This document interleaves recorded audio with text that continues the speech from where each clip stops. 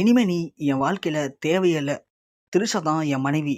இதோட உனக்கு எனக்கும் இருந்த எல்லாமே முடிஞ்சு போச்சு அப்படின்னு நம்ப முதலமைச்சர் ஜோசப் விஜய் அவர்கள் பதவியேற்பு விழால அவர தேடி வந்த அவருடைய மனைவி சங்கீதா கிட்ட பேசின சில விஷயங்கள் எல்லாருக்கும் உச்சக்கட்ட ஒரு பேர் அதிர்ச்சிய ஏற்படுத்தியிருக்கு.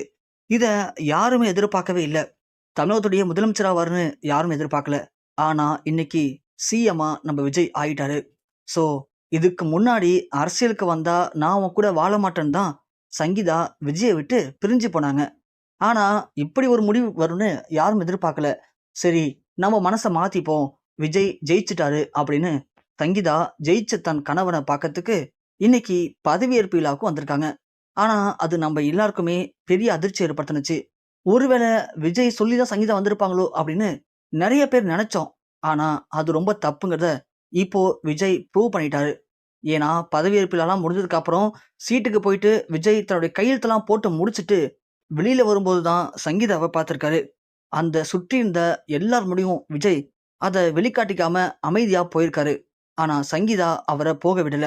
ஸோ சங்கீதா நேரா விஜய்கிட்ட போயிட்டு, என்ன மன்னிச்சிருங்க, நான் உங்களை பார்க்க தான் வந்திருக்கேன், நான் உங்க கூட சேர்ந்து வாழணும்னு ஆசைப்படுறேன் அப்படின்னு சங்கீதா பேசின உடனே விஜய் பயங்கரமா கோவப்பட்டு கத்திருக்காரு. கத்திட்டு, இதுக்கு மேல உனக்கு எனக்கும் எந்த சம்மந்தமும் இல்ல. இனி என்னால உன் கூட சேர்ந்து துளி கூட வாழ முடியாது. நீ எப்போ என்னை விட்டு போனியோ அதோட உனக்கும் எனக்கும் எல்லாமே முடிஞ்சு போச்சு. எல்லாரும் நினைக்கிற மாதிரி இந்த ஜோசப் விஜய் தோத்துருவான்னு நினைச்சா நீ போன. நான் தோக்க பிறந்தவன் இல்லடி, ஜெயிக்க பிறந்தவன். நான் இன்னைக்கு ஜெயிச்சிட்டேன். என்னை ஜெயிக்க வச்சது தமிழ்நாட்டு மக்கள். எனக்கு மிகப்பெரிய ஒரு பொறுப்பு இருக்கு. அந்த பொறுப்பை என் மக்கள் எனக்கு கொடுத்துருக்காங்க. கண்டிப்பா அந்த பொறுப்புக்கு நான் முழுமையா செயல்பட போறேன். இனி எனக்கு குடும்பம் தேவையில்ல. அதுவும் நீ எனக்கு இனிமே தேவையே இல்ல. எப்போ நீ என்னை விட்டு போனியோ அதோட எல்லாம் முடிஞ்சு போச்சு. இனி நீ என் வாழ்க்கையில சுத்தமா கொஞ்சம் கூட தேவையில்ல அப்படின்னு விஜய் கத்தி பேசியிருக்காரு. அந்த இடத்துல விஜயுடைய அம்மா, அப்போ உனக்கு மனைவி இல்லையாடா?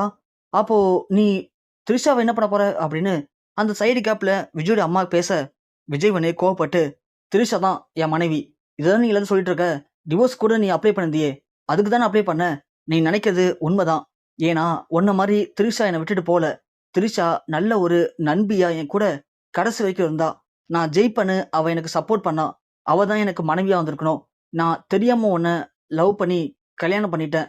அது எவ்வளவு பெரிய முட்டாள்தனங்கிறத புரிஞ்சுக்கிட்டேன். அதனால இனி என் வாழ்க்கையில் நீ தேவையில்ல அப்படின்னு சங்கீதாவை அந்த இடத்துல பயங்கரமா கோவப்பட்டு பேசிட்டு விஜய் அங்கேருந்து புறப்பட்டு போயிட்டாரு. சங்கீதா எவ்வளவோ அழுது அங்கேருந்து கிளம்பி போயிருக்காங்க. விஜய் செஞ்ச இந்த செயல் எல்லாருக்கும் பேரதிர்ச்சி ஏற்படுத்தியிருக்கு.